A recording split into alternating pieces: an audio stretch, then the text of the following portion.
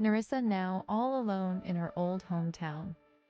Not knowing where to go, she decides to walk to her old house, where she is greeted by Poison Our Face, a blast from Nerissa's past.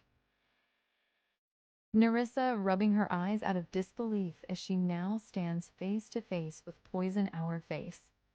Poison Our Face yells at Nerissa, "Come on! There's work to be done." Nerissa, speechless, feeling powerless against Poison Our Face, bows her head and gets to work. Until the radio glitches with a tune that starts slowly helping Nerissa feel strong. The radio glitches again, another tune one Nerissa remembers hearing. "I am strong, Poison Our Face," yells Nerissa. As the radio flickers the face of Illyrian, Nerissa remembers these songs and sings alongside the radio.